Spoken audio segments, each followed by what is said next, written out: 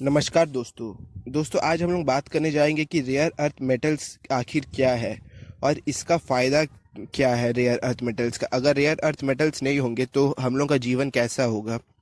Plus rare earth metal के ऊपर China ने अपना मोनोपोली किस तरह बना लिया है और यूएसए और ऑस्ट्रेलिया जैसे कंट्रीज इस मोनोपोली को कैसे तोड़ सकते हैं। तो ज़्यादा देरी ना करते हुए हम लोग शुरू करते हैं।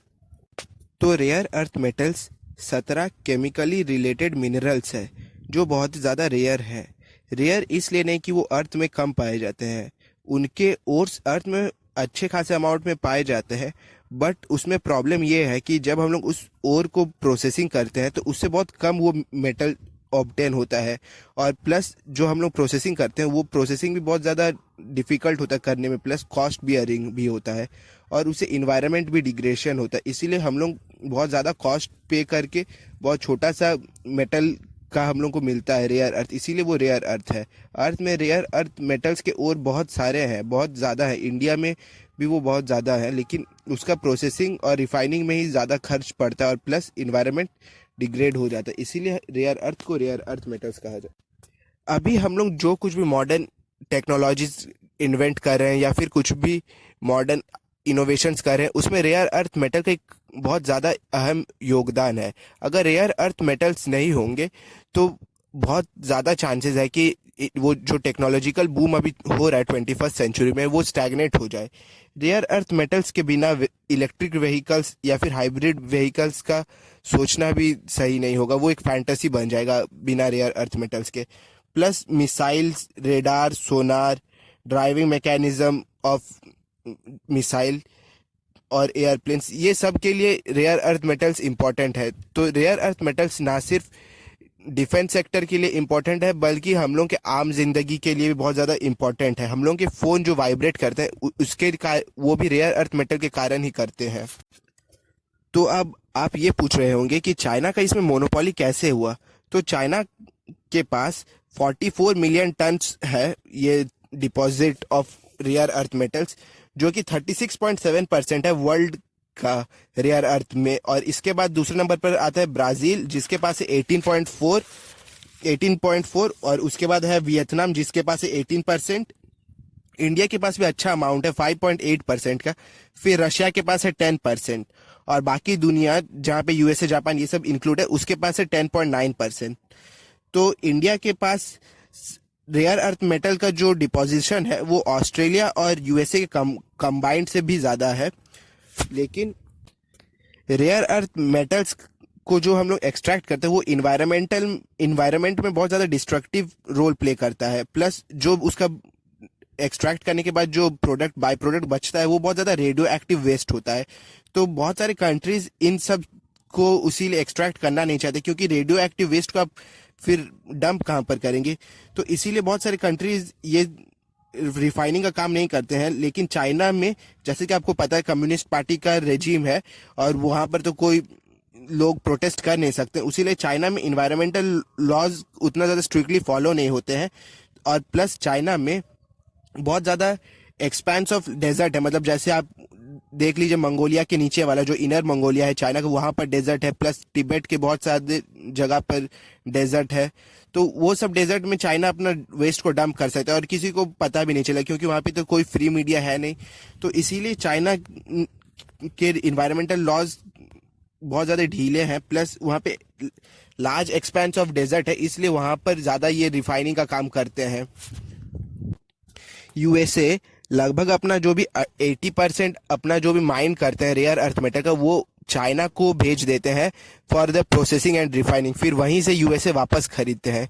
ये बिल्कुल सिमिलरली कॉलोनियल टाइम के वक्त का है। जैसे इंडिया में रॉ कॉटन होता था, इंडिया वो उसको निकाल कर इंग्लैंड को एक्सपोर्ट कर दिया करता था, फिर इंग्लैंड से जो कपड़े आते हैं कॉटन के उसको इंपोर्ट करते थे। तो सेम केस अभी यूएसए का भी है, वो सारे अपने रेयर अर्थ मेटल्स के जो भी ओर्स निकलते हैं माइंड करने के बाद चाइना को एक्सपोर्ट करते हैं, फिर चाइना से ही उसको बाद में इंपोर्ट करते हैं अपने जो भी इलेक्ट्रॉनिक्स या फिर डिफेंस रिलेटेड इक्विपमेंट है बनाने के लिए। आज से 10 साल पहले जो भी रेयर अर्थ मेटल्स का डिमांड था चाइना उसको अकेले ही फुलफिल करता था। लगभग 90% जो भी डिमांड था वो चाइना अकेले ही फुलफिल कर देता था वर्ल्ड का।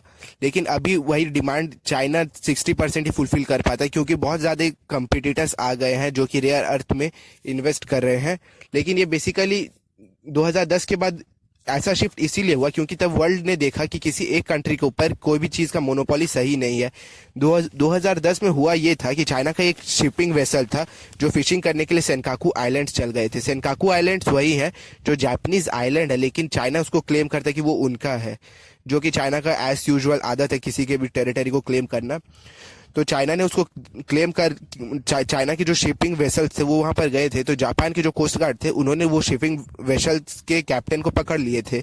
उसके बाद चाइना इससे बहुत ज़्यादा खफा हो गया था और चाइना ने अपना जो रेयर अर्थ का सप्लाई है जापान को वो रोक दिया था। इसके कारण जापान में जो भी रेयर अर्थ का जो कॉस्ट था वो 9 टाइम्स इंक्रीज हो गया था, जो कि वर्ल्ड ने देखा, प्लस जापान ने भी इसको देखा। और उसके बाद इसके बाद चाइना ने जापान के डेलीगेशन को ये कहा कि ठीक है, हम लोग आपको रेयर अर्थ मेटल्स देने के लिए तैयार है, लेकिन आपके जो भी कंपनीज को रेयर अर्थ मेटल का ज़रूरत है आप उनके मैन्युफैक्चरिंग प्लांट को चाइना में शिफ्ट कर लीजिए। तो आप देख सकते हैं चाइना ने किस तरह रेयर अर्थ मेटल का स्ट्रेटेजिक वेपन की तरह जापान के ऊपर यूज़ किया। प्लस चाइना ने रेयर अर्थ मेटल्स को लेकर एक डिटरेंस भी किया सेनकाकू आइलैंड्स के ऊपर।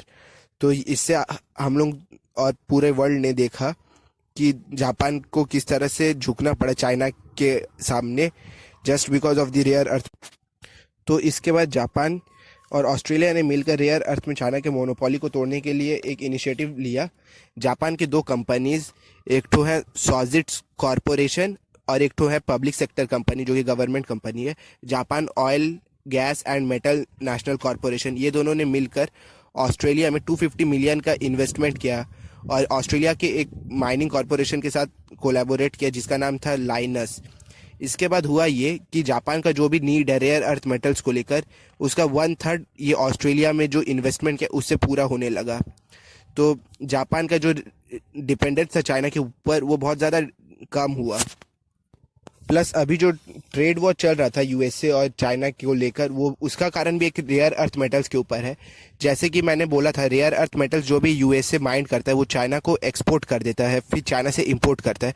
तो चाइना ने अपने जो भी टैरिफ्स थे उसमें ये बदलाव किया था कि जो भी चीज़ बाहर से आएगा उसमें टैरिफ लगेगा, वो रिवाइज कर दिए थे, टैरिफ्स का अमाउंट बढ़ा दिए थे। तो क्या हुआ कि जो भी rare earth metals USA China को भेजता था तो उसके ऊपर टैरिफ बढ़ जाता था। प्लस वही रेयर अर्थ मेटल्स जब चाइना यूएसए को एक्सपोर्ट करता था तो उसमें जो टैरिफ का कॉस्ट है उसको भी ऐड कर लेता था। तो चाइना के पास डबल प्रॉफिट हो रहा था। पहले टैरिफ चाइना ने लगाया उससे प्रॉफिट हुआ, प्लस जब उसने उस प्रोडक्ट को यूएसए को बेचा तब वो टैरिफ का अमाउंट को भी ऐड कर लिया और यूएसए को वो अमाउंट भी पे करना पड़ा चाइना को वो रेयर अर्थ मेटल को परचेज करने के लिए। तो इस तरह से चाइना का डबल फायदा हुआ और जिससे डोनाल्ड ट्रंप बिल्कुल भी खुश नहीं थे। तो उन्होंने ट्रेड वॉर में चाइना के बाकी जो भी चाइनीज गुड्स है उसके ऊपर बहुत ज़्यादा टैरिफ लगा दिए थे।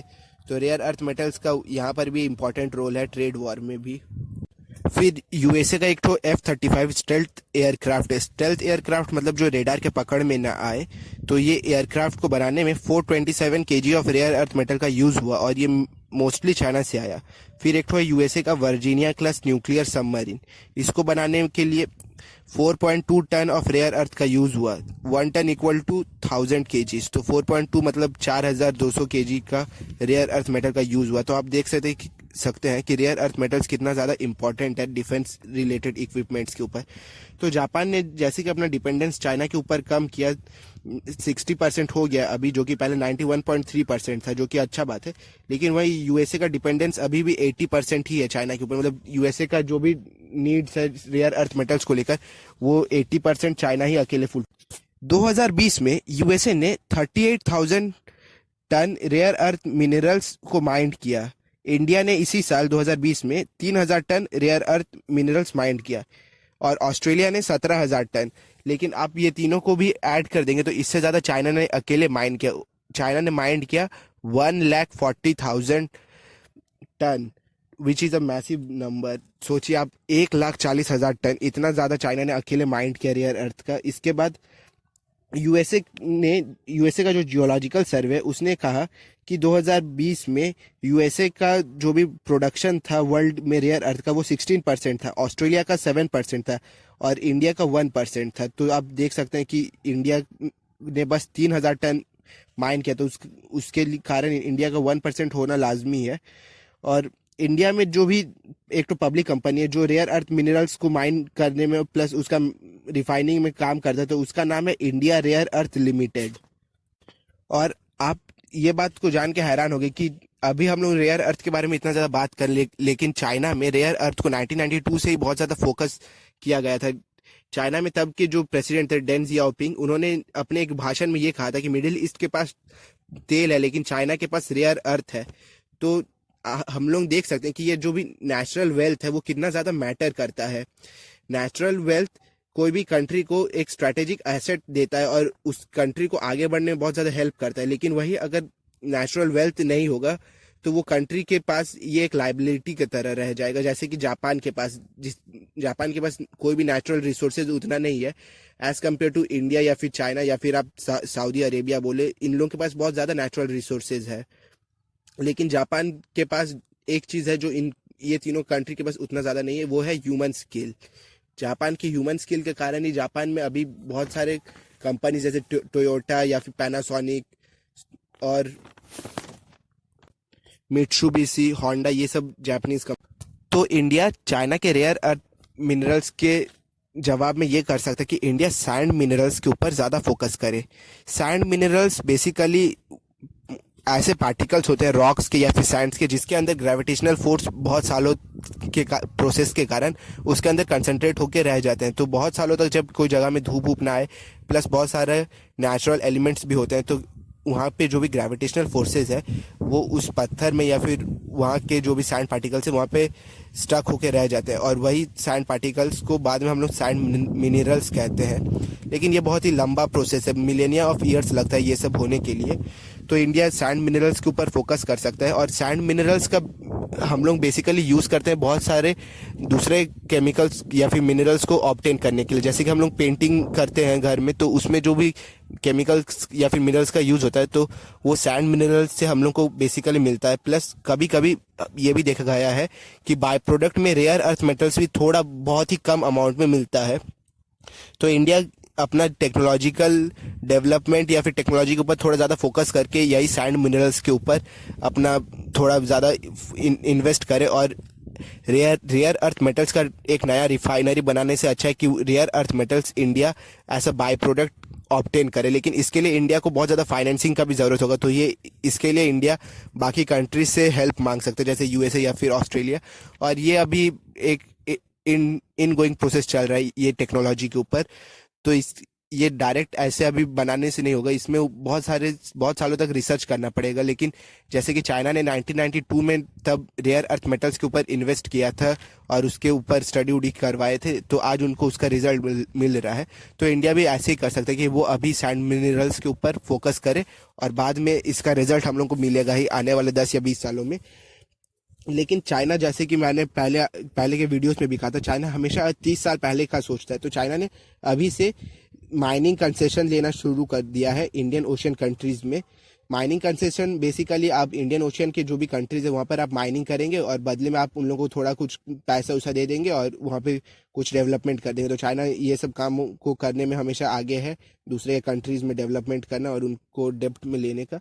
तो ये वहाँ पे शुरू कर दिया है। तो इंडिया को और ऑस्ट्रेलिया को, ये दोनों कंट्रीज, ऑस्ट्रेलिया में भी ये सैंड मिनरल्स अच्छे अमाउंट में पाए जाते हैं। तो इंडिया को ऑस्ट्रेलिया को साथ में आकर प्लस जो भी इंडियन ओशियन में कंट्रीज है जैसे तंजानिया, मैडागास्कर, इन सब के साथ मिलकर सैंड मिनरल्स के ऊपर इन्वेस्टमेंट करना चाहिए। और ये लॉन्ग टर्म में रेयर अर्थ मिनरल्स को रिफाइनिंग करने से ज़्यादा इजी ये होगा और इससे इन्वायरमेंट डिग्रेडेशन उतना नहीं होगा जितना रेयर अर्थ मिनरल्स को अकेले में रिफाइनिंग करने में होता है। प्लस इसमें कॉस्ट भी उतना ज़्यादा नहीं लगेगा क्योंकि आप रेयर अर्थ मेटल्स को ऐसा बाय प्रोडक्ट पा रहे हैं किसी और मिनरल्स के साथ। तो इसी के साथ होप करता हूँ कि ये वीडियो आपको इन्फॉर्मेटिव लगा होगा और अगर आपको ऐसे ही वीडियोस पसंद आते हैं इन्फॉर्मेशन वाले तो आप चैनल को सब्सक्राइब कर सकते हैं। प्लस आप कमेंट्स में बताइए कि और क्या क्या टॉपिक के ऊपर मैं वीडियो बना सकूँ। तो इसी के साथ ये वाला वीडियो एंड करते हैं।